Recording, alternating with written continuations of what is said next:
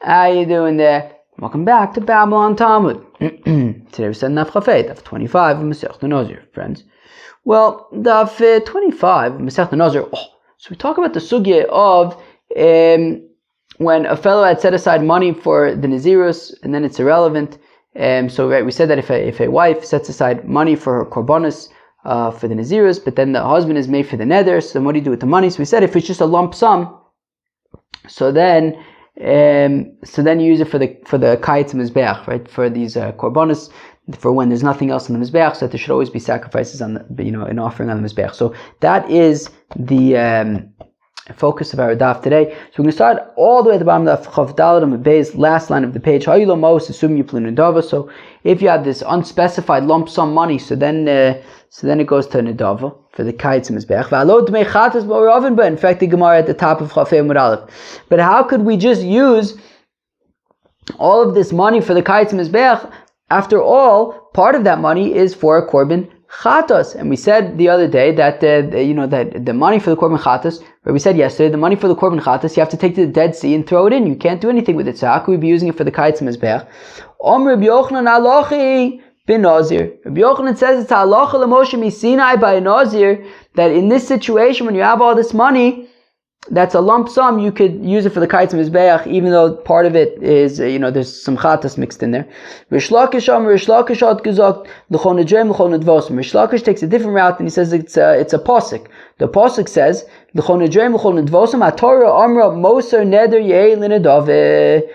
Torah says that any leftover Nazir, neder stuff, such as over here, you have this money that was set aside for the korbanos of a Nazir that isn't now going to be used. So Yehei L'Nedava, you can use it for the Kayetz HaMizbeach. So therefore, Rabbi Yochanan learns it out from a Halach L'Moshe miSinai, and Rish Lakish learns it out from a pasuk that this money can be used for the kayetz mizbeach. Bishlam Rabbi Yochanan says the Gemara.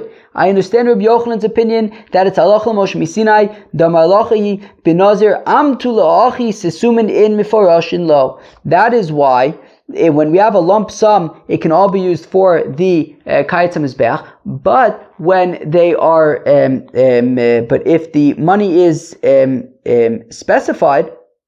But if the money is specified, so then the money for the chatas you have to throw into the Yam HaMelech, because the halacha l'Moshe miSinai is only by the lump sum. It's not by the when you had specified them. El Rish Lakish, but according to Rish Lakish, l'chol nidreim l'chol nidvosam.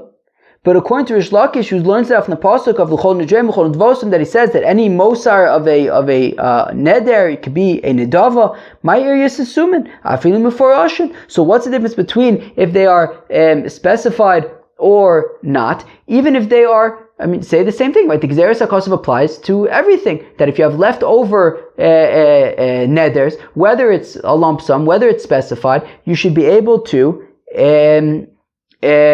you should be able to use them. You should be able to use them. You wouldn't have to throw it into the Dead Sea. So Omar Rav Meforashin Lo Matzis Omar Kfa Paska Tana Devei Rabbi Yishmael. No, you would not be able to say that when the animals are specified that you can just use them, because we have the Tana Devei Rabbi Yishmael. Rakodashecha Asher Yiu Lecha Undarecha. The pasuk says that these animals, the kachim, the nedarim, bivlade kachim v'tmurasim akasim medaber, and that pasuk is talking about if you have a sanctified animal, you have kachim, an animal, and it has a child, or if you have an animal that was set aside for a korban, and then you decide, you know what, I want to bring a different one instead. That's what's called tamura, right? That second one is called the tamura. So both of those cases, that is what the pasuk is talking about. Right, the offspring of an animal set aside for a korban, or an animal that you tried to swap for an animal that was set aside for a korban. Mata kanosim. What do you do with these cases? So tisa uvasa lamakom asher yivchar Hashem. So you bring them to the Beis Hamikdash. Yochol yalim the Beis Habchir of Yimna Mei Maimim Mozum B'Shvil Sheyamusu. Is it possible that what it means is that by these mosar kachim, these leftover kachim situations, right? The tamura or the child, is it possible you bring them to the Beis Hamikdash and then just starve them to death? Tamlama v'asisa alosecha habasar ve'adem. The pasuk, the very next pasuk says, no, you offer it as a sacrifice. That the way that you would, what you would do with an ola, also do with a tamura of an ola. That what you do for a shlomim, you would do also with the offspring of a shlomim. So we see that by an ola and by a shlomim, even the tamura, even the offspring, right. So any leftovers you can nonetheless offer as a korban, but is it possible that the same would apply also by a chatos and an asham, the leftovers of a chatos and an asham? Tamloma rak. The pasuk therefore says rak only to exclude a chatos or an asham. Divrei Bishmal, that's Bishmal's opinion. So we see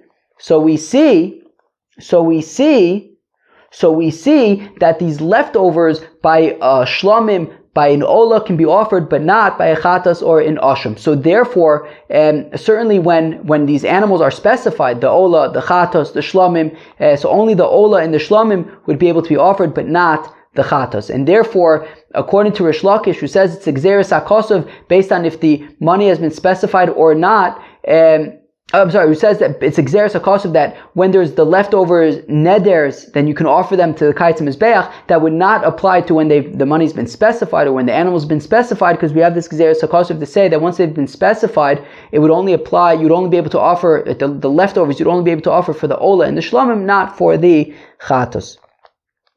Rabbi Kiva Omer says, Rabbi Kiva eno tzarich. You don't need this pasuk to say that that you can't offer the tamura of an asham. Right? It says it's an asham who that you can only offer it as an asham when it's in its initial state. But if it's a tamura, so then you wouldn't be able to offer it as a korban. Okay. Katone yochol yailim levesa bechir v'yimna meim mayim umazum b'shvil she'amus. In fact, the Gemara that we suggested in the previous brayse, that is it possible that by an ola or by a shlomim we should bring that by if it's a tamura, if it's moser, if it's left over, right? If it's these like let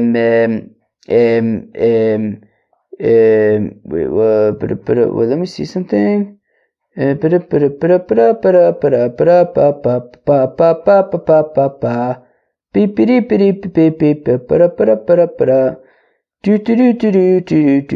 you Okay. Anyways, that these leftover kind of situations by the where are we? So we had the Havminah to say earlier that by the Ola and by the Shlomim, right? That if it's a Tmura or a Vlad, so we should bring it to the Yerushalayim and just let it die there. So Tamilom Vasisa Olosecha. So it says no Vasisa Olosecha. No, you offer the Ola and the Shlomim as korbanos. Amai, why would I have the Havminah to say that we should let them just starve to death? Havlad Chatasu Tigmirin Ba Misa. So we say, look, the thing, right? It's only the by a chatos where we say that you just got to let it die. So why would I think to say that we should do the same by Ola and Shlamim? It's a chatos thing. It's halachah Moshe Messina by chatos. So Ilav Kra have a min of lad chatos b'chomakom. Well, if not for the fact that we have this pasuk of Asisa Olosechat, right, to teach us that by the Ola and by the Shlamim you offer them as korbanos. I may have thought that no, the Ola and the Shlamim you do let die, but whereas a chatos you would let die in any place. I might think that by the Ola and by the Shlamim, you also have to let it die, but it's dafka in the Beis HaMikdash. I may have thought that. So therefore we say no. That by the Ola and the Shlamim, you offer them as korbanos, you don't let them die in the Beis HaMikdash. To which then we said, is it possible that also by a chatos and an asham, by the vlad of a chatos, the tmur of an asham, you would do the same thing, that you would offer them as korbanos? Tamaloma rak, it says no, only the word rak to exclude those korbanos. But lamali kra, why do I need the word rak to exclude them? Obviously you can't offer them. Hilchasa gemir, we have alach l'moshe misina vlad chatos l'misa azil, that the vlad of a chatos needs to die. So obviously you're not going to offer it as a korban. Hachinami, we say ein hachinami v'kala asham uda. So really the pasuk of rak needs to exclude the asham, not the chatas, because we already know the chatas from halacha l'Moshe Misinai. Asham nami ochsa gmirela. But 1 second, we also know the asham because we have halacha l'Moshe Misinai kol she'ilu b'chatas me. So that in any situation where the chatas needs to die, such as a vlad chatas, be'asham roa, that by an asham you let it graze until it gets a mum. So obviously you're not offering it; it needs to go graze. So ella imehilchasa havamina hilchasa viakrive lo lichayev olev lo klum. So we say enachinami. That's true. Even without the pasuk, I would know that you cannot offer the chatas or the asham, the vlad or the tmura of a chatas or an asham. But I might think that what if I did offer it? Maybe I'm not violating anything. Therefore, we need the pasuk to say that, you know what, if you do offer these as korbanos, you're violating a mitzvahs essay. Rabbi Kiva Omer Nutzarech Hareu Omer Ashamu Bavayasu. We said that. So then Rabbi Kiva says, I don't need this pasuk because after all it says by an asham hu Bavayasu that you can only have you can only offer an asham in its initial state, not if it becomes a tmura. But lama likra, why do I need this? Gemara Gemirin, we already know, as we said, we have halacha l'Moshe Misinai, kol shebechatas meisa b'asham roa, that if by a chatas it needs to die, such as the vlad chatas, so by an asham, you have to let it graze, and you can't offer it as a korban. So I already know that. Why do I need the pasuk of asham hu b'avayasu yeh? Hachinami, we say en hachinami v'chi asa kra. What do we need the pasuk for? L'derav the amar Rav Huna amar Rab asham shnita kliriyah, that an asham that needs to graze v'shachat l'shem ola, and you slaughter it as an ola, kosher. It is nonetheless kosher. Taima de nitak lo nitak lo. The Amar Kra Hu Bavayaso Yehe. That specifically because it's an asham that now needs to graze, that is why if you offer it as an ola, it's okay. But if it didn't need to graze, if it was just a regular asham, you would not. And you slaughtered it as an ola, that would not be okay because it says asham hu Bavayaso Yehe. It has to be in its initial state as in asham. And that was a very interesting daf. We learned about if you have this money that was set aside for korbanos of a Nazir. And then right, if a woman set aside money for the korbanos of a Nazir, and then the husband was made for the neder, so we said that the money, if it's a lump sum, it goes to the kayetz mizbeach. But we said, but what about the fact that part of it is a chatas? And we said the chatas money you'd have to throw into the Dead Sea. So we saw machlokas between Rabbi Yochanan and Rish Lakish regarding how do we know this? So Rabbi Yochanan says halacha l'Moshe Misinai that this money can go to the kayetz mizbeach. Rish Lakish says that it's learned from the pasuk that any extra neders can go for the kayetz hamizbeach. We then learned about situations where you have a tmura or a vlad of a korban, right? So, for example, if you have an asham, if you have a ola or a shlamim, and there's a tmura or a vlad, which are kind of like leftovers, so to speak, or surpluses of these animals, so you nonetheless offer them as korbanos. But if it's a chatas or if it's an asham, you would not. We have a halacha l'Moshe Misinai that says that a vlad, a child, an offspring of a chatas, needs to die, and by an asham it would go and graze. Friends, that was daf chafei of Masechet Nazir. Hope you enjoy. Peace out.